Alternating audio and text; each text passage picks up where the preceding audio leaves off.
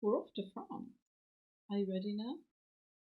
We're off to France for what I think is a slightly naughty story, really. This is variously called Shipman's Tale or the Sailor's Tale, or sometimes the Sea Captain's Tale. Although some people think this may have been written for the wife of Bath. And by the time you get to the end of the story, you'll realise why, because I think this would have been a great story for the wife of Bath to tell. Ready? Here we are. This is a little bit of a desperate housewife story. There lived in France a merchant who was very successful, ran a thriving business, which was just as well because his wife, and I picture her as being quite sort of glamorous, really. His wife liked to entertain, and she liked to provide good wine and good food for her guests, and she liked to spend on her own clothes. I wonder if they had hairdressers then. Very probably. You can picture this lady, can't you? One of the people who visited their house from time to time was a young monk who claimed a certain kinship with the merchant because they had been born and brought up in the same village. And there came a day when the monk was visiting the merchant's house, and the merchant was in his counting house, doing his accounts, I suppose, and the wife was feeling a little neglected, as you would.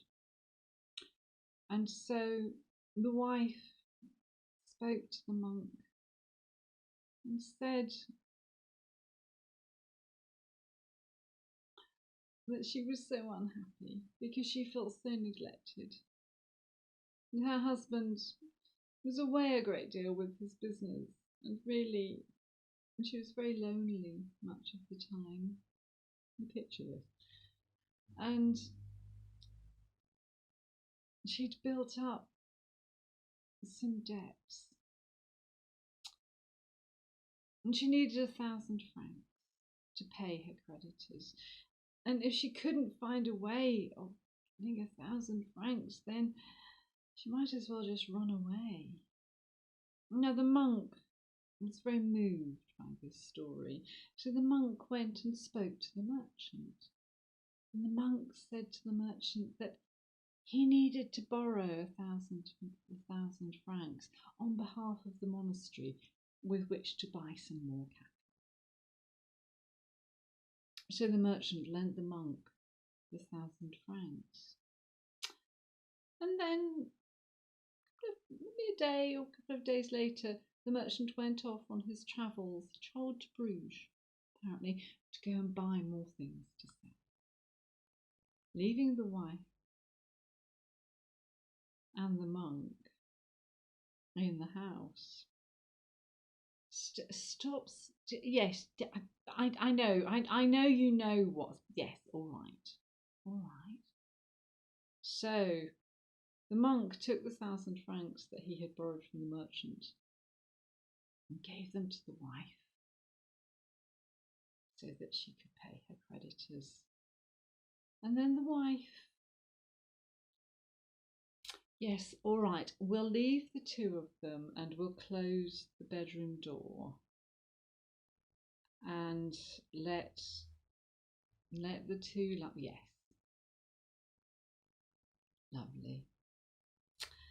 So after some time, the husband, the merchant, returned home to his wife and his home, and he approached his wife and she said that, oh, the monk had been so kind, the monk had been so generous, the monk had made her a gift of 1,000 francs. And she had no idea that the 1,000 francs had been borrowed from her husband. She thought it was simply a gift from the kind monk. So the wife said to her husband that she would repay him in kind. So now we can leave the merchant and his wife, and we can close the bedroom door as we leave the two lovers. I see where people are coming from when they say that that story would be much better suited to the wife of Bath. What do you think? The wife of Bath had been married and widowed, I think 4 times.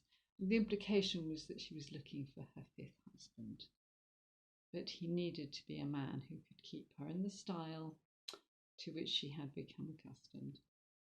A little bit like the merchant's wife, I think. I rather like that story because nobody's really hurt and it's kind of quite fun. But I rather like the young monk, don't you? Maybe. Anyway, we're carrying on. So do join me as we journey with our pilgrims to Canterbury, and there are more stories coming up. So for links, if you can't find the stories, there are links on the Facebook group. Lovely. See you soon.